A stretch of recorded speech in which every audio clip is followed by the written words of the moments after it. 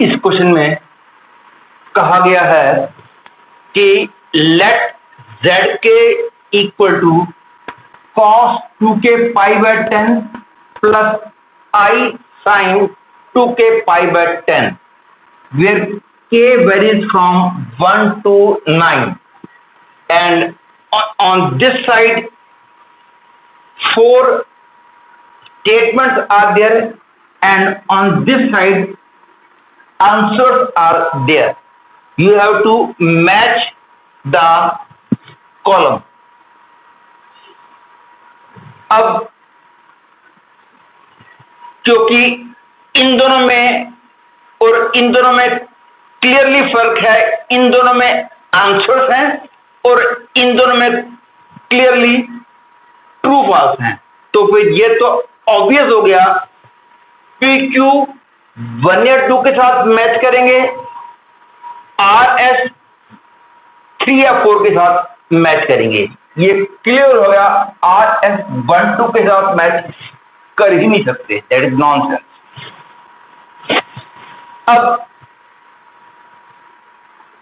ये क्लियर है, cos 2k pi by 10 plus I sin 2k pi by 10, ये number तब आते हैं जब हम 1 to the power 1 by 10 के 10 रूट्स से डील कर रहे होते हैं।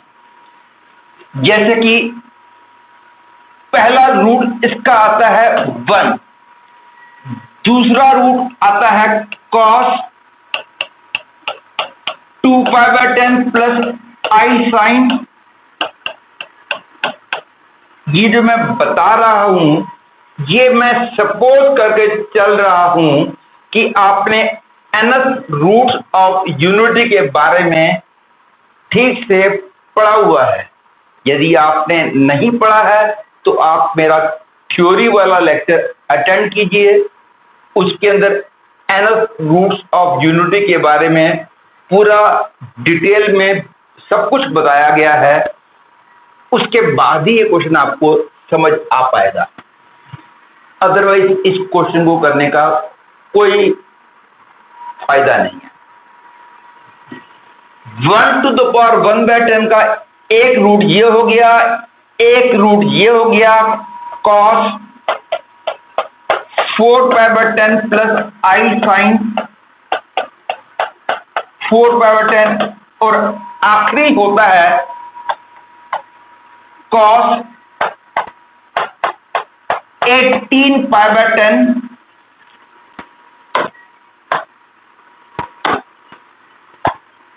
Plus I sin 18 pi by 10। ये 10 इसके रूट्स होते हैं, लेकिन क्लियर है इसके अंदर 1 को इंक्लूड नहीं किया गया है, क्योंकि k की वैल्यू 1 रखेंगे तो ये बनेगा, k की वैल्यू 2 रखेंगे तो ये बनेगा, और लास्ट ये बनेगा। मतलब कि इसके अंदर 1 को इंक्लूड नहीं किया हुआ। आपको ये पता होगा क्योंकि यहां पे 10 जो है इवन नंबर है, तो ऐसी सिचुएशन में इसके जो 1 to the power 1 by 10 की जो 10 रूट्स होते हैं, दे लाई ऑन इस circle with center 0 0, radius 1, and divide this circle into 10 equal parts।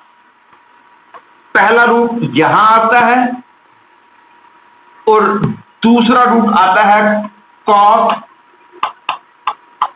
2 pi by 10 plus I sin 2 pi by 10। एक रूट 1 और -1 तो आते ही हैं, क्योंकि जब भी यहां पे अपॉन में इवन नंबर आएगा तो एक 1 और एक -1 तो जरूर आएगा। इसमें क्योंकि कुल मिला के 10 रूट हैं, इन दोनों को मिला के 10 हो गए, तो इन दोनों को यदि मैं छोड़ देता हूं तो 8 रूट्स बचे। 8 में से 4 ऊपर होंगे और 4 नीचे होंगे। आखिर होगा cos 18 pi by 10 plus I sin 18 pi by 10। ठीक है, लेकिन इसी बात को ऐसे भी बोल सकते हो कि ऊपर के 4 यदि निकल जाएं तो नीचे के 4 फॉर्मूले से निकालने की कोई जरूरत नहीं है। ये और ये एक दूसरे के पक्की बात है, कंजुगेट होंगे। ये इसको सिंप्लीफाई करके देख लो, ये बनेगा cos 2 pi by 10 minus I sin 2 pi by 10 बनेगा। फिर एक ये होगा cos 4 pi by 10 plus I sin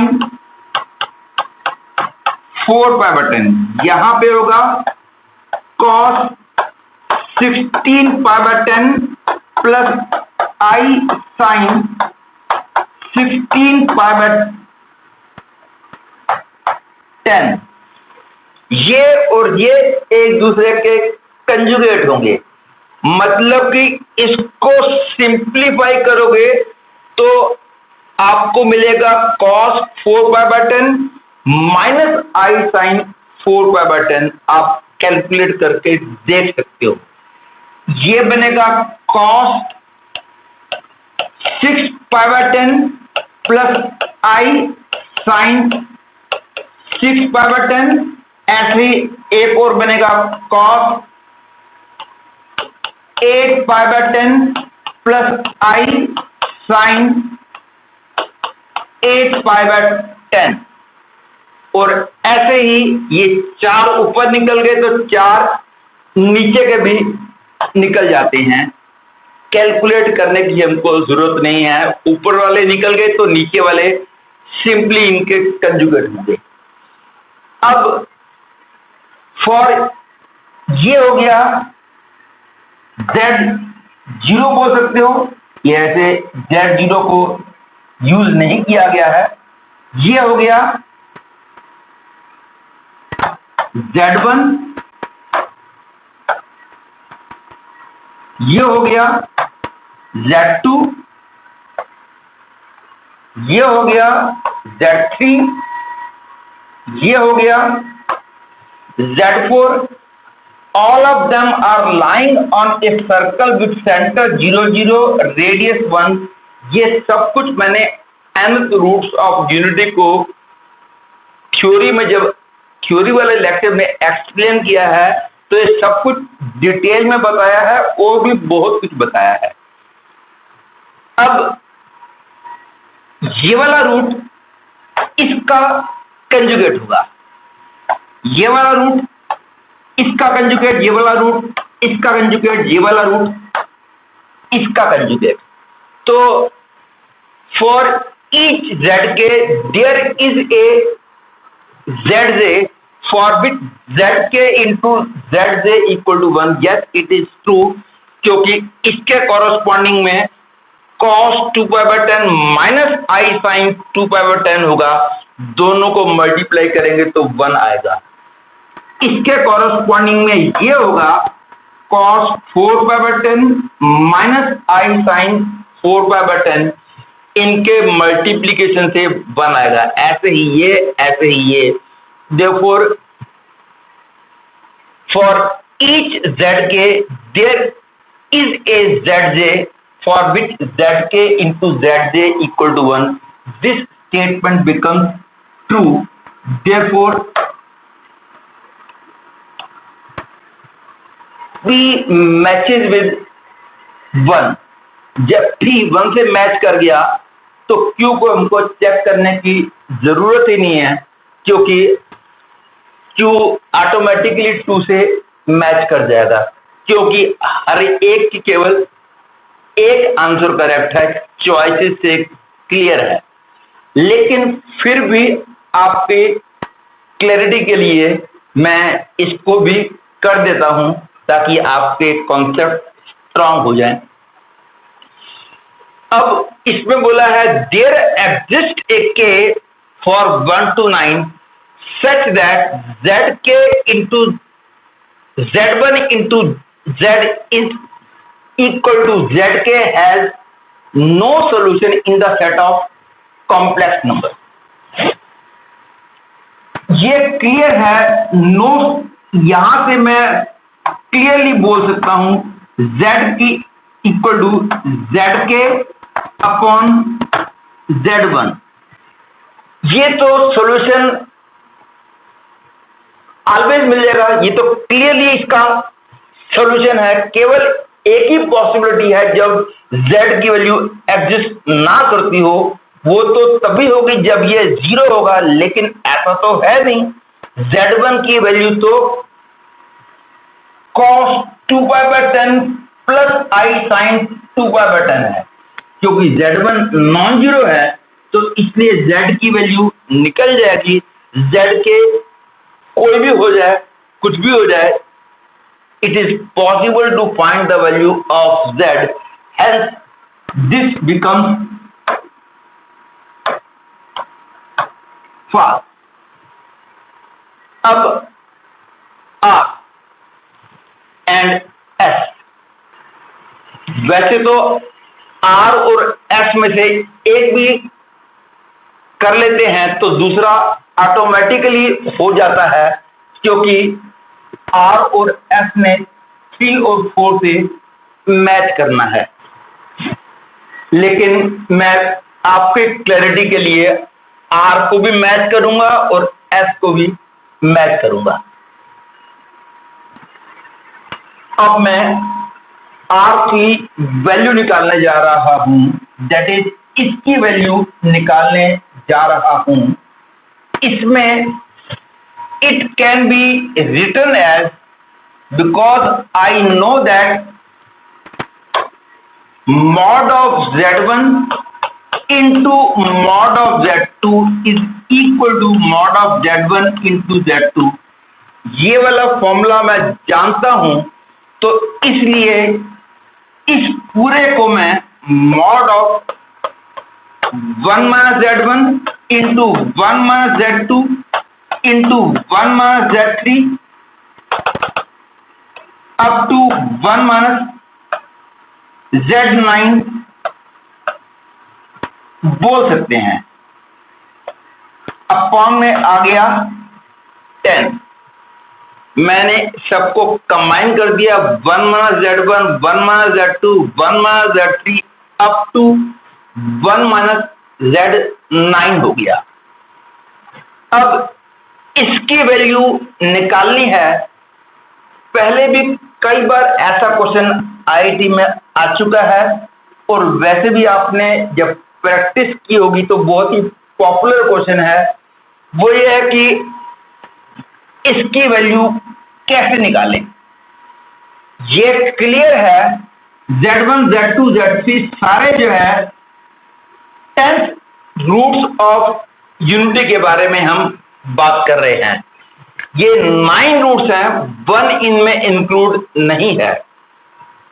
और अब जो है, because these are 10 roots of unity, और हम जानते हैं कि for example ax² plus bx plus c जैसे ये इक्वेशन है, इसके रूट्स अल्फा और बीटा हैं, तो इसको a into x minus alpha into x minus beta बोल सकते हैं। मतलब कि ये इसके बराबर बोल सकते हैं यदि अल्फा और बीटा इसके रूट्स हैं। Example, x² minus 3x plus 2 equal 0, इसके रूट्स 1 और 2 हैं, तो x² माइनस 3x प्लस 2 को x minus 1 into x minus 2 हम बोल सकते हैं। यही बात को मैं अब यूज कर रहा हूं। यदि कोएफिशिएंट ऑफ x² 1 हो तो यहाँ पे फिर कुछ नहीं लिखते, यहाँ पे कोएफिशिएंट ऑफ x² 1 था, इसलिए बाहर 1 आया। And because these are 10th roots of unity, that is values of 1 to the power 1 by 10, that is 1 z1 z2 z3 up to z9, ये तो हमको दे ही रखे हैं और 1 इसका रूट होता ही है, अब जानते हैं। तो ये सारे हो गए 10th रूट्स ऑफ यूनिटी, मतलब कि इसकी ये सारी वैल्यूज हो गई। मतलब कि z equal to 1 to the power 1 by 10 की ये 10 वैल्यूज हो गई।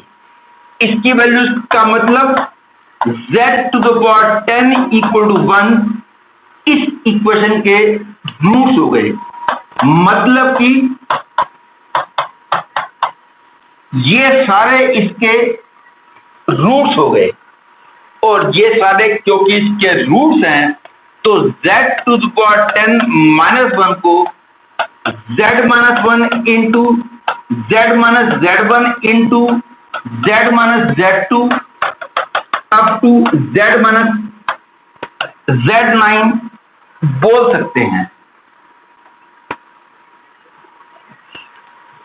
लेकिन अब मैं चाहूंगा इसकी वैल्यू निकालने के लिए मैं चाहूंगा कि z की वैल्यू 1 पुट कर दी जाए, लेकिन 1 पुट मैं नहीं कर पाऊंगा, क्योंकि 1 पुट करेंगे तो ये वाला पार्ट 0 हो जाएगा और 0 इंटू एनीथिंग 0 हो जाएगा, राइट साइड में भी 0 आ जाएगा, लेफ्ट साइड में भी 0 आ जाएगा। तो मैं अपने एम में सक्सेस नहीं हो पाऊंगा। तो मैं क्या करूं, मैं z माइनस 1 से डिवाइड कर देता हूं, equal to z minus z1 into z minus z2 up to z minus z9। अभी भी मैं z की वैल्यू 1 पुट नहीं कर सकता, क्योंकि लेफ्ट हैंड साइड में 0/0 आ जाएगा। तो मैं 1 पुट नहीं कर सकता, तो आगे मैं कैसे प्रोसीड करूं? तो there are so many methods. मैं एक केस लेता हूं, take limit as z tends to 1। तो limit as z tends to 1 ऐसे करना मेरे को अलाउड है, क्योंकि 0/0 वाली फॉर्म में आ जाएगा। तो उसके बाद मैं लॉपिटल्स रूल लगा के इसकी वैल्यू आसानी से निकाल लूंगा।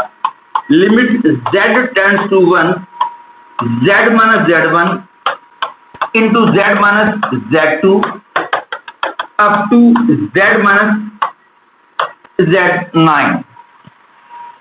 This is equal to 1 minus z1 into 1 minus z2, क्योंकि लिमिट लेंगे z टेंड्स टू 1 है, तो ऑटोमेटिकली ये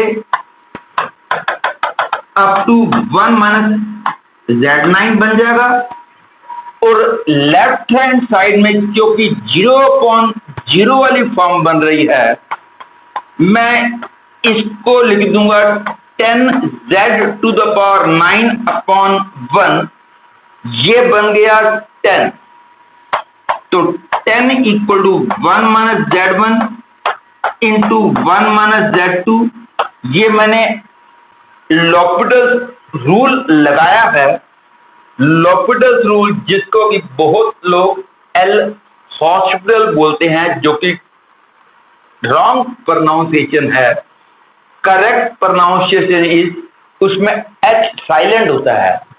तो करेक्ट प्रोनाउंसिएशन इज लॉपिटल्स रूल, और उसके हिसाब से ऊपर नीचे अलग अलग डेरिवेटिव किया जाता है।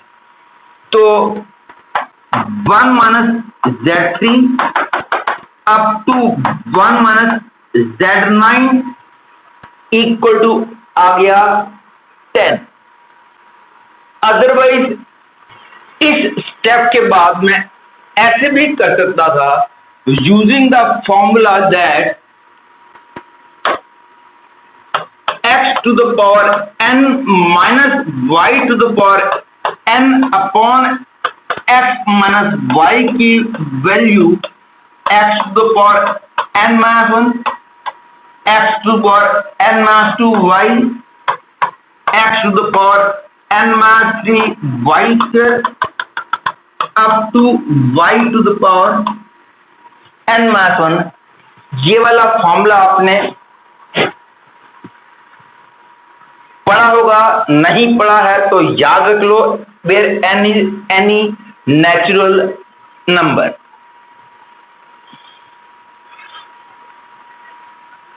अब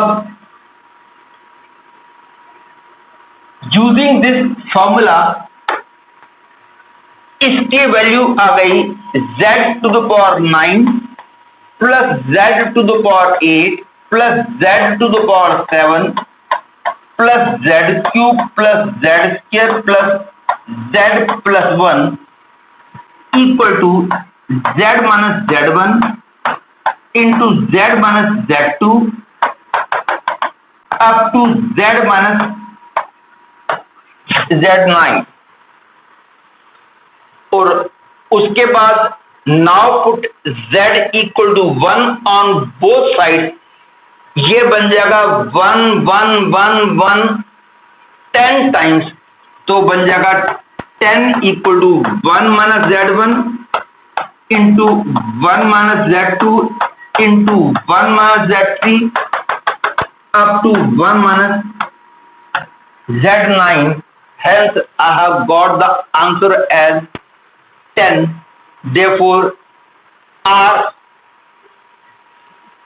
10 upon 10 is 1, therefore R matches with 3 and S automatically matches with 4, but still I will prove it again। S इसकी वैल्यू निकालने के लिए we can use trigonometry also, we can use complex number also. Complex number से जल्दी होगा, trigonometry से थोड़ा सा लेंथी होगा।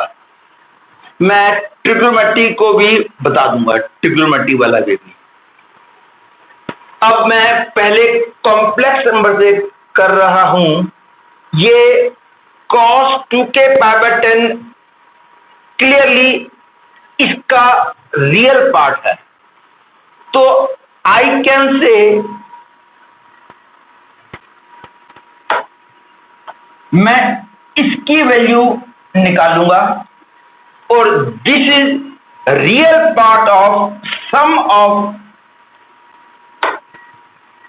z1 plus z2 plus z3 up to z9, इनके सम का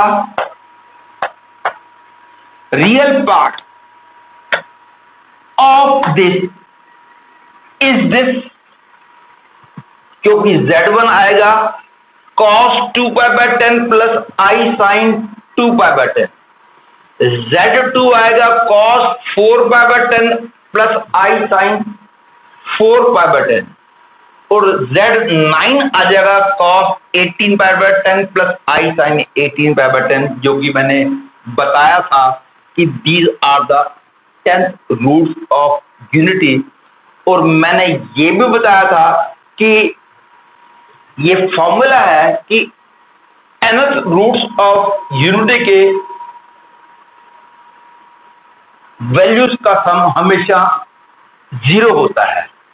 तो इसका मतलब हो गया कि 1 plus z1 plus z2 plus z3 up to z9 ये 0 होगा। एंड क्योंकि हमने रियल पार्ट ऑफ दिस की वैल्यू निकालनी है, now this can be written as Z1 plus Z2 plus Z3 up to Z9 equal to -1। तो इसकी value -1 आई, -1 का मतलब -1 प्लस 0 आई। तो real part of Z1 plus Z2 plus Z3 up to Z9 will become -1। तो real part -1 आ गया, तो इसकी वैल्यू आ गई -1, 1 minus -1 becomes 2, hence S matches with 4। अब मैं कॉम्प्रीहेंशन बेस्ड क्वेश्चन कर रहा हूं। ये क्वेश्चन, इस क्वेश्चन में कहा गया है कि there are 3 set ABC of complex numbers. Set A is defined by this definition, B is defined by this definition, C is defined by this definition, and you have to find the number of elements in the set A intersection B intersection C. Later on we'll do the second and third part. तो सबसे पहले हम ABC को draw कर लेते हैं कि कौन कौन से पॉइंट सेट A में आएंगे, कौन से B में आएंगे, कौन से C में आएंगे।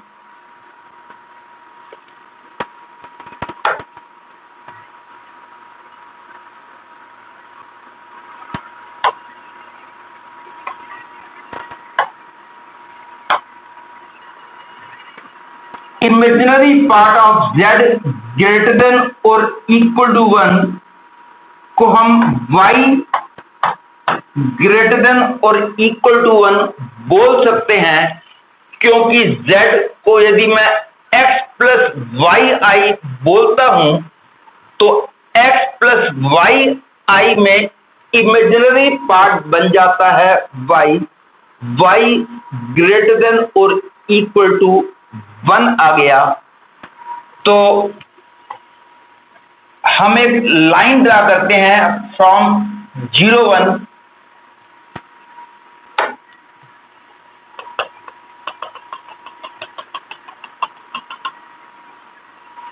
अब यदि पॉइंट इस लाइन से ऊपर लाई करेगा या इस लाइन के ऊपर लाई करेगा तो ये वाली कंडीशन सेटिस्फाइड होगी, मतलब कि इस कंडीशन को सेटिस्फाई करने वाले पॉइंट्स जो हैं वो ये सारे हैं, including the points on this line. अब सेकंड पार्ट तो बिल्कुल ही आसान है, बहुत बार आपने देखा होगा, क्योंकि आपको पता है mod of Z minus Z0 equal to R represent a circle with a fixed of center as Z0 and radius R। तो यहाँ पे ये लाइन ध्यान रखना Y equal to 1 है, तो इसका सेंटर है 2 1, क्योंकि सेंटर Z माइनस 2 प्लस आया होता, इसका सेंटर है 2 1, तो 2 1 का मतलब सेंटर इसी लाइन पे आएगा और रेडियस है 3, रेडियस 3 है, तो सर्कल कुछ इतना बड़ा सर्कल बन जाएगा। ये ध्यान देना कि ओरिजिन सर्कल के अंदर आ जाएगा। अब ये आप बोलोगे कैसे पता चला कि ओरिजिन सेंटर से सर्कल के अंदर आ जाएगा, क्योंकि ये वाला पॉइंट है 2 1 तो ये डिस्टेंस हुआ √5, जबकि जो सर्कल ड्रा करना है उसका रेडियस तो 3 है। तो सर्कल को ऐसे ड्रा किया जाएगा।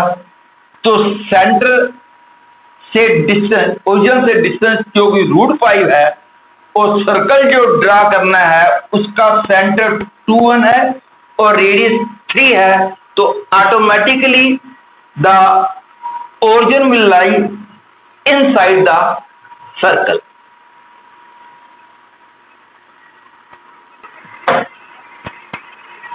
मैंने फिगर को छोटा कर दिया है।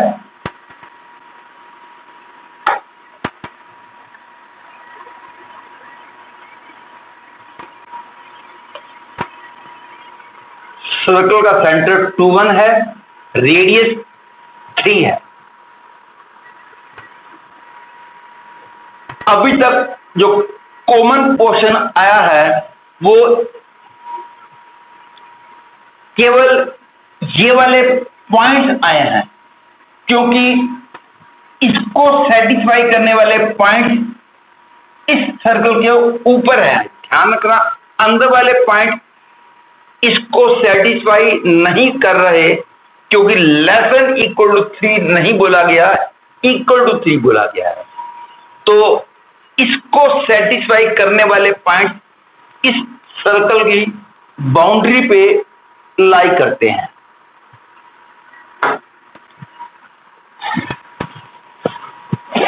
अब to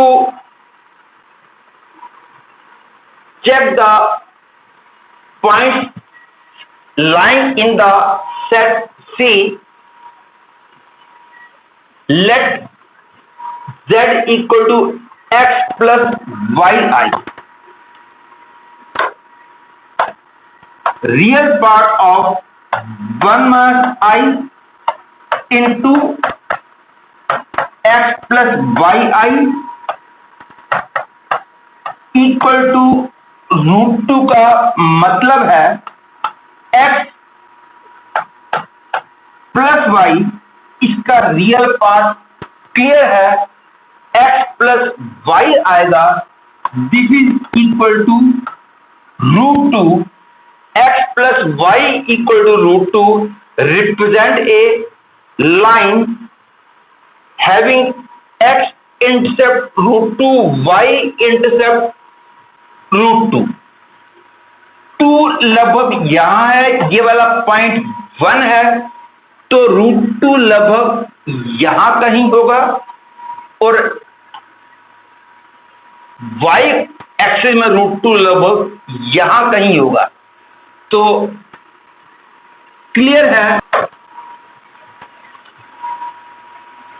x plus y equal to √2 वाली लाइन जो है वो ये हो जाएगी। ये वाले पॉइंट इस थर्ड कंडीशन को सेटिस्फाई करेंगे। तो वो पॉइंट जो तीनों के अंदर लाई करेंगे, क्लियर है कि केवल एक पॉइंट ऐसा आ रहा है जो कि A intersection B intersection C में लाई करेगा, और वो ये वाला पॉइंट होगा। क्यों? क्योंकि थर्ड कंडीशन को सेटिस्फाई करने वाले पॉइंट ये सारे हैं, सेकंड कंडीशन को सेटिस्फाई करने वाले पॉइंट ये सारे हैं, फर्स्ट कंडीशन को सेटिस्फाई करने वाले पॉइंट इसके ऊपर वाले सारे हैं। तो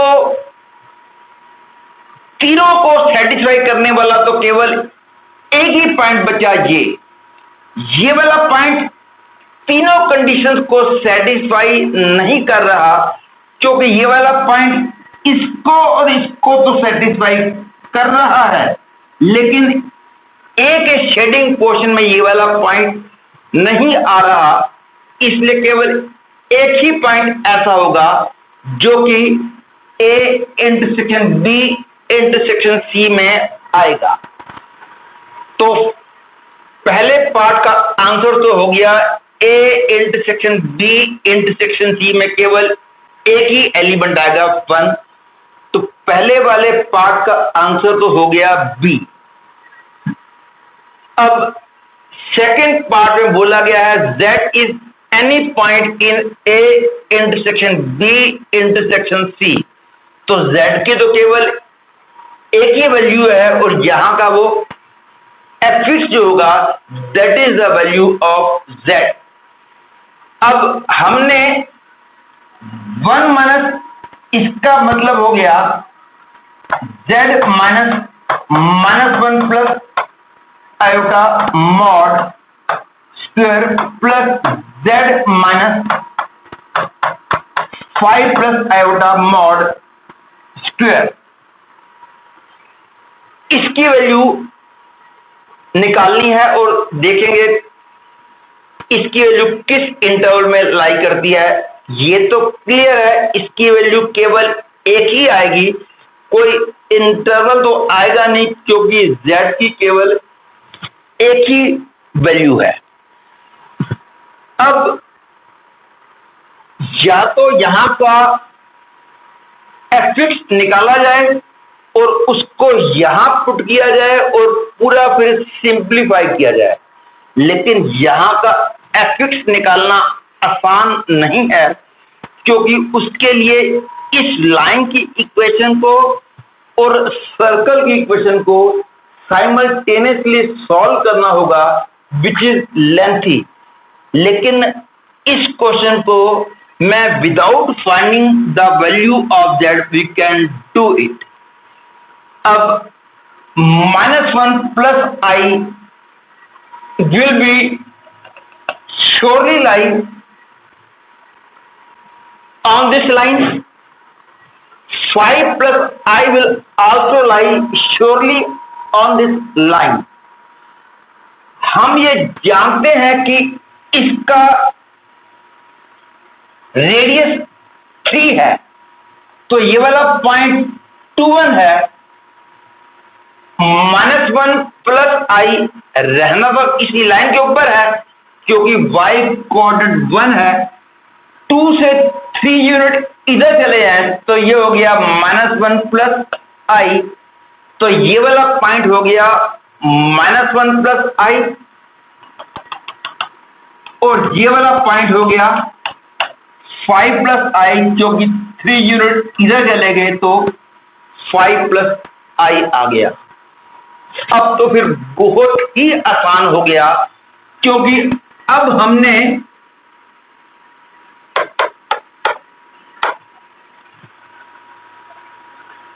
ये डिस्टेंस का स्क्वायर और इस डिस्टेंस का स्क्वायर का सम निकालना हो गया, लेकिन क्योंकि ये डायमीटर है इसलिए ये एंगल 90 होगा और 90 होगा तो पाइथागोरस थ्योरम यूज कर सकते हैं। This square plus this square will be equal to this square और ये क्लियरली 6 है और क्योंकि रेडियस 3 है तो पूरा हो गया 6 का स्क्वायर हो गया 36, तो इसकी वैल्यू आ गई 36 आ गई, तो इसका मतलब हो गया the value of this lies between 35 and 39 becomes the answer, hence C is the correct choice। and lastly ये हम जानते हैं कि केवल एक ही पॉइंट ऐसा है जो A intersection B intersection C में है, ध्यान रखना इस बात को। एंड अब कहा गया है मॉड ऑफ W माइनस, इसको हम 2 प्लस आई बोल सकते हैं। Mod of W minus 2 plus I lesson 3 का मतलब ये जो था, ध्यान रखो, ये इक्वल टू 3 था, मतलब कि इसको सेटिस्फाई करने वाले पॉइंट्स इस बाउंड्री पे थे। लेकिन इसको सेटिस्फाई करने वाले पॉइंट जो है वो अंदर आएंगे, बाउंड्री पे पॉइंट नहीं लेंगे। तो इसको सेटिस्फाई करने वाले सारे पॉइंट अंदर हैं, तो Z तो एक यूनिक पॉइंट है, तो mod of Z minus mod of W plus C की वैल्यू किस में लाई करेगी? ये क्लियर है, Z फिक्स्ड है इसलिए मॉड Z भी फिक्स्ड है, और W वेरी कर रहा है, लेकिन मॉड W जब सबसे कम हो जाएगा तो ये पूरा सबसे बड़ा हो जाएगा, क्योंकि मॉड W सब्ट्रैक्ट हो रहा है। ये फिक्स्ड है, ये फिक्स्ड है। मॉड W जब सबसे बड़ा हो जाएगा तो ये पूरा सबसे छोटा हो जाएगा, और जब ये सबसे छोटा हो जाएगा ये पूरा सबसे बड़ा हो जाएगा। सबसे छोटा निकालना तो बड़ा आसान है, क्योंकि W lies anywhere inside this circle. तो मॉड W का मतलब distance from origin of W। तो मॉड W जब यहीं पे W जब यहीं पे हो जाएगा तो मॉड W लीस्ट हो जाएगा। तो मतलब कि इसके ग्रेटेस्ट वैल्यू हो गई mod Z plus C। Mod Z minus mod W plus C की ग्रेटेस्ट वैल्यू ये हो गई, और अब निकालनी है इसकी लीस्ट वैल्यू। अब ये फिक्स्ड है, ये फिक्स्ड है, जब ये ग्रेटेस्ट हो जाएगा तो ये पूरा लीस्ट हो जाएगा। और मॉड W ग्रेटेस्ट कब होगा? मॉड W का मतलब ओरिजिन से ग्रेटेस्ट डिस्टेंस। इसको मैं इसके सेंटर से ज्वाइन कर दूं और आगे प्रोड्यूस कर दूं, तो इस पॉइंट के लिए मॉड W सबसे बड़ा हो जाएगा। ये लेंथ है क्लियरली 3, ये लेंथ है क्लियरली 5, तो पूरा हो गया 3 प्लस रूट 5। तो जब ये 3 प्लस रूट 5 हो जाएगा तो पूरा ये लीस्ट हो जाएगा। तो 3 प्लस रूट 5 का मतलब ये बन जाएगा mod Z minus root 5 equal to नहीं हुआ, क्योंकि Z जो है W इसके ऊपर नहीं आएगा।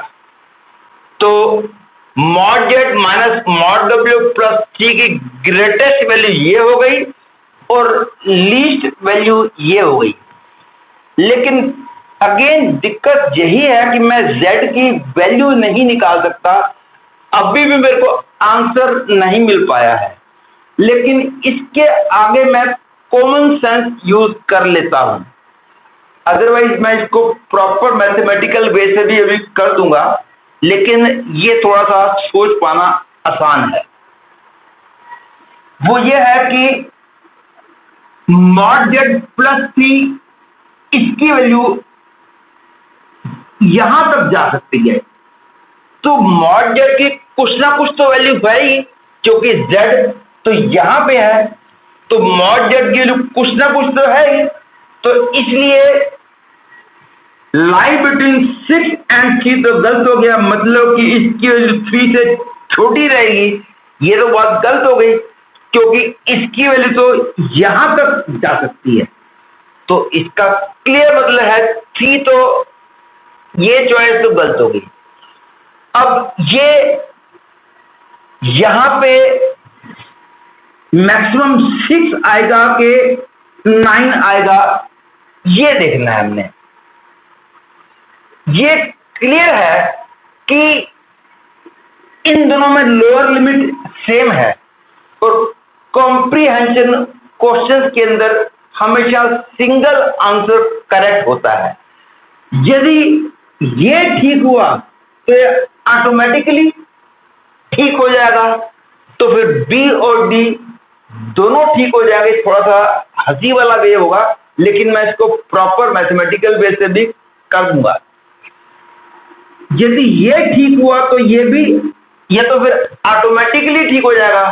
तो इसका क्लियर मतलब है कि अब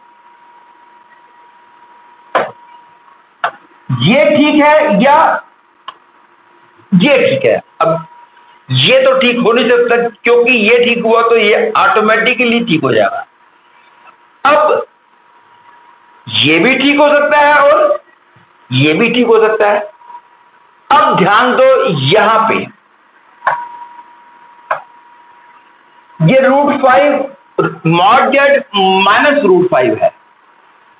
मॉड जेड की वैल्यू कुछ ना कुछ तो होगी, तो इसका मतलब हो गया मॉड जेड माइनस √5 ज्यादा नीचे तो जा ही नहीं पाएगा, -3 से नीचे तो है, जा ही नहीं पाएगा।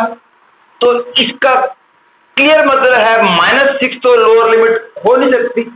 इसका क्लियर मतलब है लोअर लिमिट -3 हो सकती है। Hence I can say B becomes the correct choice। लेकिन अब मैं इसको प्रॉपर मैथमेटिकल वे से भी कर देता हूं। हम जानते हैं कि मॉड ऑफ, हम मेनली इसके ग्रेटेस्ट लीस्ट निकालने तो थी तो बाद में ऐड कर देंगे। हम जानते हैं दिस इज लेस देन और equal to mod of z minus w होती है। ये वाला फॉर्मूला आपने पढ़ा होगा। और mod of z minus w, z और w के बीच का डिस्टेंस जो है 6 से तो कम ही रहेगा, क्योंकि डायमीटर ही 6 है, तो ये 6 से तो पक्का कम रहेगा।